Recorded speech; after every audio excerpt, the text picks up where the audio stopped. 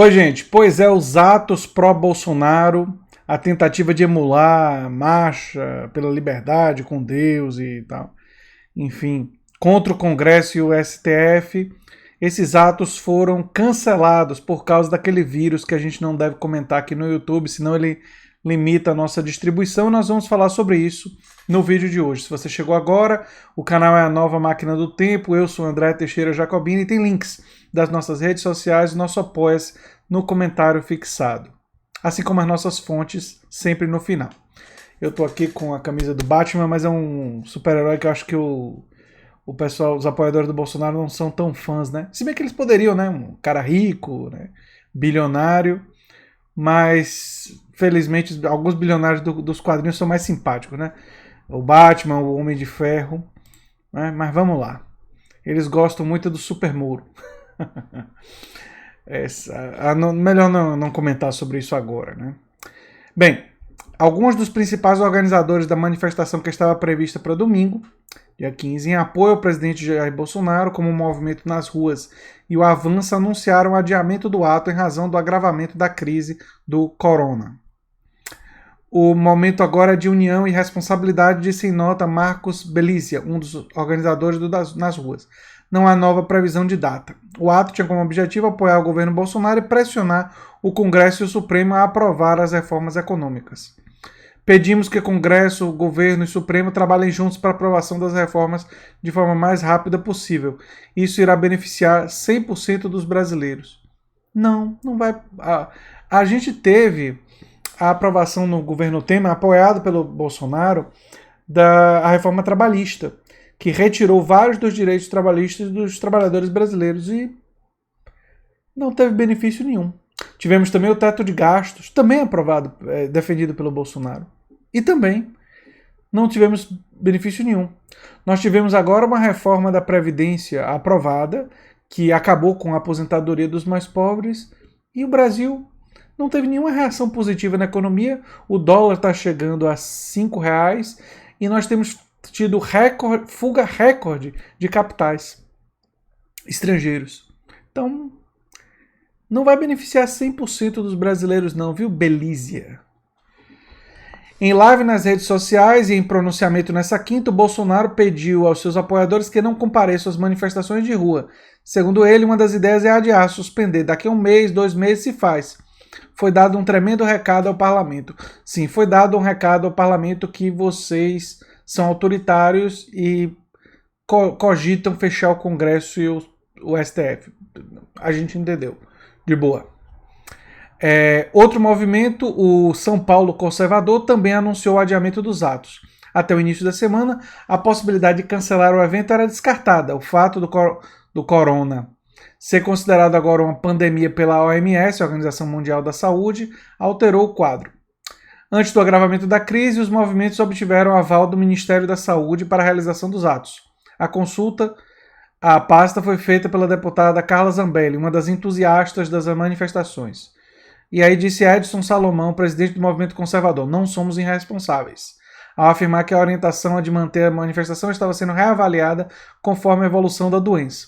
Estamos aguardando uma recomendação das autoridades competentes para tomar alguma decisão. Em coletiva de imprensa, o governador de São Paulo, João Dória, não recomendou o cancelamento de eventos. Disse ele: não há nenhuma recomendação do governo do estado de São Paulo para cancelamento de eventos públicos de nenhum tipo, apenas a orientação para que as pessoas com mais de 50 anos evitem aglomerações. Essa fala do Dória diante de uma pandemia mundial me parece um pouco arriscada.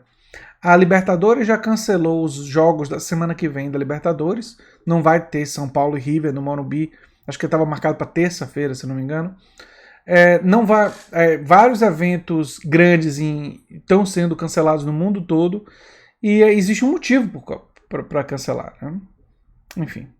As decisões, afirmou Dória, são sanitaristas e não têm qualquer cunho político. O governador se aliou ao bolsonarismo ao ser eleito em 2018, mas rompeu com Bolsonaro e pretende concorrer à presidência em 2022, como todo mundo já sabia, né? Mais cedo, o adiamento foi mencionado por deputados federais que apoiam Bolsonaro. Os movimentos são pessoas sérias e não querem comprometer a saúde de quem está se mobilizando. O adiamento é razoável. A saúde pública vem em primeiro lugar, disse Felipe de Orleans e Bragança. Se a saúde pública vem em primeiro lugar, por que cortar recursos da saúde, hein, deputado do PSL? Por quê?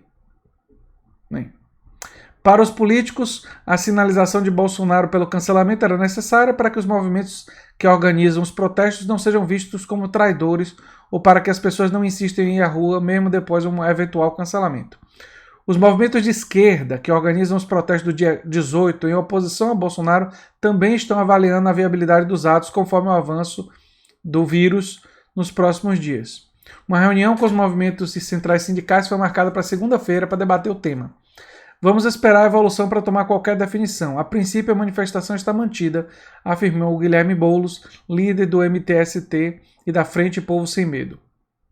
Nessa quinta, representantes das centrais sindicais se reuniram para tratar do assunto. Em nota, os sindicatos cobraram medidas específicas para os trabalhadores e trabalhadoras da saúde, educação e transporte público, que estão mais expostos ao contágio, mas não cancelaram os atos. A definição ficou para segunda-feira. Se continuar evoluindo, eles vão cancelar também, né? Por uma questão de segurança, né? Antes do encontro, a CUT pleiteava a manutenção do ato, enquanto a UGT, a Força Sindical, a CSB e a Nova Central falavam em cancelamento. Nossa preocupação é que os trabalhadores e trabalhadoras são os mais vulneráveis por não terem assistência médica, diferente da classe média que está coberta. Uma observação interessante do Ricardo Patak, da UGT, tendo em vista que a classe trabalhadora e as pessoas mais pobres são sim as pessoas que teriam mais dificuldade, né, em serem atendidas. Embora exista o SUS e eu seja um forte defensor do SUS, o fato é que o SUS vem sendo subfinanciado desde sua criação e talvez não tenha condições de absorver um impacto desse tamanho em seus hospitais, enfim, centros de saúde e tudo mais. Nas redes sociais, o presidente da UNE, Iago Montalvão, disse estar em discussão interna a respeito das mobilizações. Eu, particularmente, acredito que não podemos ficar a reboque das mobilizações do dia 15, que Bolsonaro provavelmente vai desmobilizar. Temos que mostrar responsabilidade com a saúde do nosso povo. Correto. Nessa quinta, o Instituto Marielle Franco anunciou o cancelamento do ato previsto para o sábado no Rio, esse ato seria em razão do assassinato da vereadora e de seu motorista, Anderson, né? Os organizadores propuseram, em vez de ir às ruas, que os participantes pendurem lenços ou faixas amarelas em suas janelas. Bem, então, tá cancelado, não é? E provavelmente muitos cancelamentos vão vir nas próximas semanas.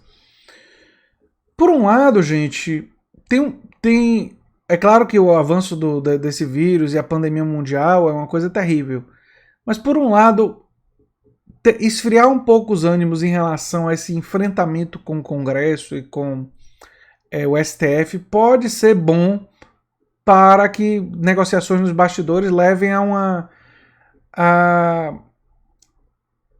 gente abrir mão, né? O Brasil não continuar com esse namoro, para usar uma expressão do Bolsonaro, que o Bolsonaro gosta, né?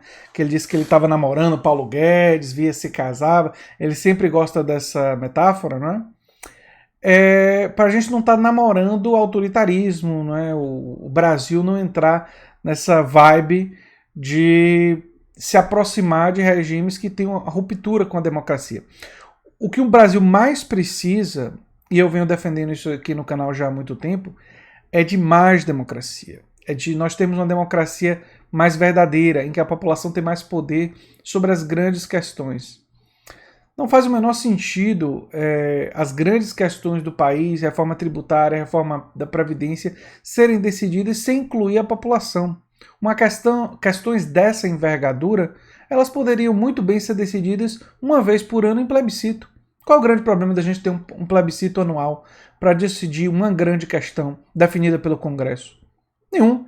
E os partidos e os políticos teriam um papel muito importante de formulação das propostas, através de coligações, organizar propostas claras e de diferentes direções. E isso qualificaria muito o debate político no Brasil, que infelizmente, assim como no Brasil e em outros países, acaba muitas vezes passando muito por questões de personalidade. As pessoas votam em pessoas porque gostam da personalidade, porque gostam do estilo, porque se identificam e acabam ignorando as políticas públicas que a pessoa defende, né? Bolsonaro foi eleito com um programa não só ruim, muito vago em várias questões, com ideias pouco detalhadas. E Joe Biden agora está ganhando as primárias nos Estados Unidos sem nunca ter dito claramente o que é que ele defende. Esse é um cenário muito ruim para a política e para os cidadãos. Você acaba exercendo seu direito de voto de uma forma, enfim, sem a clareza, né? Enfim. Mas é isso. Sobre a pandemia, temos que nos proteger. Quem puder ficar mais em casa, que fique. Sigam as recomendações dos sanitaristas e dos profissionais de saúde que estão sendo distribuídas em todos os espaços, não é? E fiquem bem, gente, porque uma pandemia mundial ela pode ter consequências muito duras para todos nós, especialmente para as pessoas idosas e com fragilidades, mas é um risco para todos, né? Um abração e até o próximo vídeo. Tchau, tchau.